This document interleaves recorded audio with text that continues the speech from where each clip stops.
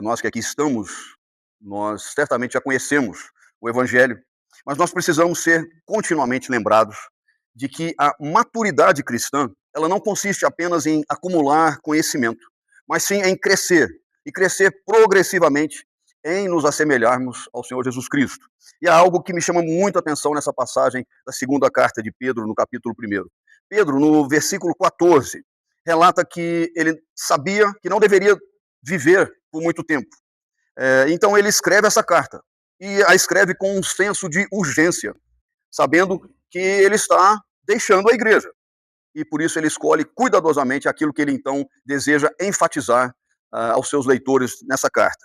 E, curiosamente, ele não fala sobre estratégias para a igreja crescer. Pedro não vai falar sobre métodos de liderança. Pedro não vai falar sobre programas ministeriais. É interessante ver que o último grande apelo do apóstolo Pedro é para que os cristãos não parem de crescer espiritualmente. E eu entendo que isso por si só já nos revela o que realmente importa. E certamente um dos maiores riscos da vida cristã não é abandonar a fé. Muitas vezes o maior perigo é a acomodação. É nós permanecermos no mesmo lugar, é nós não progredirmos na nossa fé. Nós continuamos frequentando os cultos, participando da vida da igreja, ouvindo sermões, estudando as escrituras, mas pouco a pouco nós deixamos de crescer, porque nós nos acomodamos espiritualmente. E é claro, nós não abandonamos a Cristo, mas nós perdemos o entusiasmo de caminhar com Ele. E é exatamente a esse perigo que Pedro então dirige a sua atenção. Porque sabendo que a sua morte estava próxima, ele então escreve aos cristãos para lembrá-los das verdades que eles jamais deveriam se esquecer. E ele começa de maneira surpreendente. Antes de fazer qualquer exortação, ele dirige os olhos da igreja para aquilo que Deus já realizou. E ele escreve então, em 2 Pedro, capítulo 1, versículo 3, ele diz: visto como pelo seu divino poder nos têm sido doadas todas as coisas que conduzem à vida e à piedade, pelo conhecimento completo daquele que nos chamou para a sua própria glória e virtude. Percebam a beleza desse versículo. Pedro não diz que Deus nos dará um dia os recursos necessários para nós vivermos piedosamente. Pedro não diz que nós precisamos buscar, por exemplo, uma experiência extraordinária para alcançarmos uma vida cristã mais profunda. Pedro, com toda clareza, ele afirma que Deus, graciosa e soberanamente, pelo seu poder e iniciativa, já nos concedeu tudo. Tudo que conduz à vida, ou seja, aquilo que já nos trouxe, já nos levou à salvação, e que também nos conduz à piedade, ao viver pio, ao viver que é agradável e que é reverente diante de Deus, como resultado, como produto do crescimento espiritual daquele que foi salvo. Então, no versículo 4, o apóstolo Pedro vai dizer que essa realidade traz o cumprimento das preciosas promessas de Deus, como a nossa justificação, como a nossa adoção e também a nossa própria perseverança, que nos tornam co-participantes das virtudes do caráter de Deus, nos fazendo distintos do mundo e cada vez mais semelhantes a Cristo. É interessante que no final do versículo 4, quando Pedro diz, livrando-nos da corrupção das paixões que há no mundo, isso dá uma conotação de um processo de santificação progressiva, onde o cristão luta arduamente contra os atrativos da carne, os atrativos do mundo, por meio daquilo que Deus já proveu, como alimento, como propiciação, como capacitação para vencermos progressivamente essa batalha de todos os dias. Então essa é uma das grandes verdades do Evangelho. Em Cristo, Deus não apenas nos deu o perdão dos pecados, Ele nos deu tudo o que é necessário para vivermos de maneira agradável a Ele. Isso significa que não nos falta capacitação, assim como não nos falta graça, assim como não nos falta direção. O conhecimento completo, que está citado no texto, vai além daquilo que é meramente intelectual. É um conhecimento de Deus que é íntimo, é um conhecimento que é relacional e que é transformador. Em Cristo nós recebemos e temos tudo o que realmente nós necessitamos para perseverarmos até o fim. E essa verdade ela deveria transformar completamente a nossa maneira de encarar a vida cristã. Porque o problema não é a falta de recursos espirituais, mas sim a nossa postura diante de tamanha provisão, de tamanha graça, a maneira como nós temos vivido à luz daquilo que já recebemos de Deus. E é por isso que logo em seguida Pedro vai exortar os seus leitores a crescerem. Ele escreve em 2 Pedro 1, versículos 5 a 7. Por isso mesmo vós, reunindo toda a vossa diligência, associai. Associai com a fé a virtude, com a virtude o conhecimento, com o conhecimento o domínio próprio, com o domínio próprio a perseverança, com a perseverança a piedade, com a piedade a fraternidade. E ele termina dizendo, com a fraternidade, o amor. Então, observe que Pedro ele não apresenta para nós uma lista de exigências para alguém conquistar a salvação, não é isso. A salvação já está e já foi aqui apresentada nos versículos anteriores como um dom da graça de Deus. Então, Pedro agora descreve como essa graça transforma a vida daqueles que pertencem a Cristo. A fé verdadeira nunca permanece estagnada. Ela cresce, ela amadurece, ela produz caráter. A verdadeira fé, ela desenvolve domínio próprio. Ela ensina a perseverar nas dificuldades. E a fé verdadeira cultiva piedade. Ela fortalece o amor entre os irmãos. É isso que o apóstolo Pedro está relembrando à igreja. E assim como no texto, a fé verdadeira culmina no amor, que é o vínculo da perfeição. Então esse é um ponto muito importante para nós. Homens, nós vivemos numa cultura que frequentemente mede o sucesso pela posição, pelos bens, pelas conquistas profissionais. Pedro, porém, ele faz um juízo qualitativo do ser humano a partir de outras referências. Ele mede a maturidade do homem por outros critérios.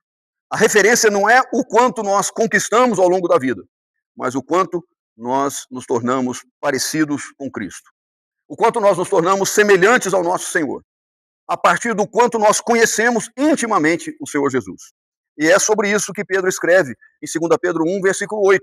Ele vai dizer, porque estas coisas, vejam, meus irmãos, existindo em vós, e em vós aumentando, fazem com que não sejais nem inativos, nem infrutuosos, no pleno conhecimento do nosso Senhor Jesus Cristo. Então percebam que Pedro não fala apenas da existência dessas virtudes, mas do seu crescimento contínuo.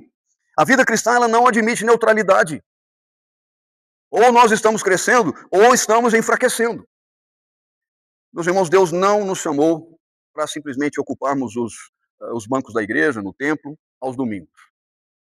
A nós, homens, Ele nos chamou para sermos abundantes na obra do Senhor. Líderes espirituais em nossos lares. Exemplos de piedade para os nossos filhos. Servos proativos em sua igreja. E testemunhas fiéis no mundo. Quando essas virtudes deixam de aflorar, deixam de crescer, algo muito sério já está acontecendo. Pedro afirma em 2 Pedro 1, versículo 9, pois aquele a quem essas coisas não estão presentes é cego, vendo só o que está perto, esquecido da purificação dos seus pecados de outrora. Pesado isso. Porque Pedro não está dizendo que essa pessoa perdeu a salvação. Não é isso. Mas ele diz claramente que essa pessoa se esqueceu da purificação dos seus pecados. Ou, em outras palavras, perdeu de vista a beleza do Evangelho. Quando Cristo deixa de ocupar o centro da nossa vida, tudo perde a principal referência. O nosso serviço se torna pesado. A nossa oração, ela esfria. A comunhão com os irmãos perde seu valor. E a santidade, morna e acomodada, ela deixa de ser prioridade. E, de fato, talvez esse seja um dos maiores perigos para os homens que já caminham com Deus há muito tempo. Homens que caminham com Deus por muitos anos. O grande perigo não é o abandono da fé, mas é o acostumar-se com ela, ou seja, continuar fazendo as mesmas coisas de maneira apenas habitual. De uma forma que o coração já não contempla com a mesma alegria a grandeza do Salvador. E é por isso que Pedro nos exorta em 2 Pedro 1, versículo 10. Por isso, irmãos, procurai, com diligência cada vez maior, confirmar a vossa vocação e eleição. Porquanto, procedendo assim, não tropeçareis em tempo algum. Pedro não está dizendo que as nossas obras produzem a eleição, mas que a eleição, que é uma obra soberana da graça de Deus, ela é confirmada nos frutos de uma vida transformada pela obra divina, que então nos vocaciona e nos capacita a produzirmos esses frutos. E vejam que Pedro é enfático em insistir em que procuremos com determinação e foco cada vez maior. Ou seja, que nós nos esforcemos para confirmar a nossa eleição e a nossa vocação através de frutos e evidências práticas, e que isso aconteça progressivamente. As boas obras que nós praticamos, evidentemente, elas não são a causa da salvação, mas sim são a mais pura e clara evidência da nossa nova vida com Cristo. Meus irmãos, o fruto não produz a árvore produz o fruto. E nós devemos ser frutuosos. E o propósito de Pedro, em 2 Pedro 1, versículo 11, é de nos encorajar a sermos intensos e abundantes em nossa caminhada com Cristo.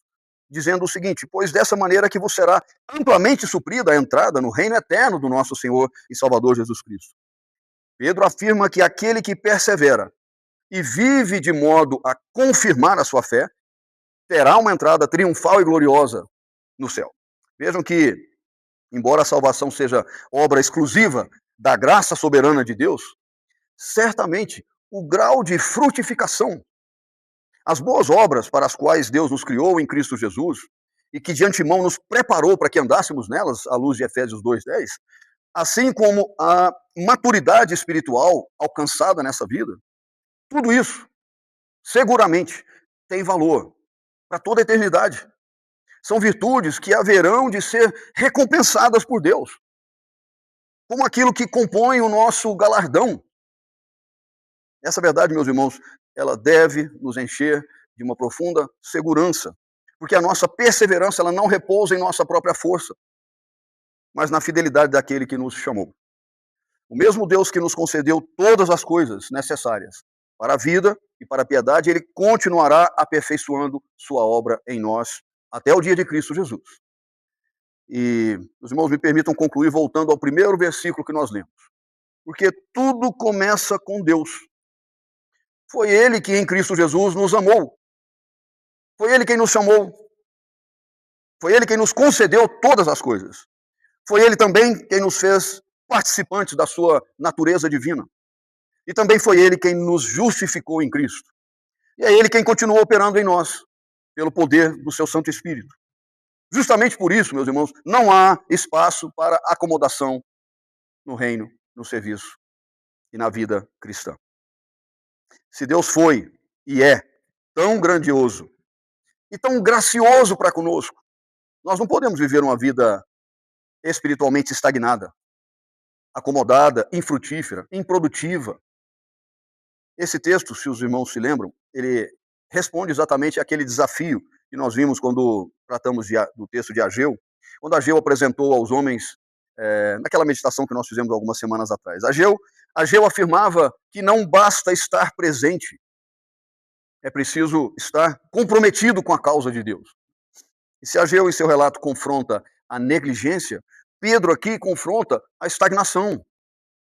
Os dois, porém, conduzem os seus leitores ao mesmo chamado e ao mesmo compromisso, como homens que vivem para a glória de Deus, frutificando, porque foram alcançados pela graça de Cristo Jesus.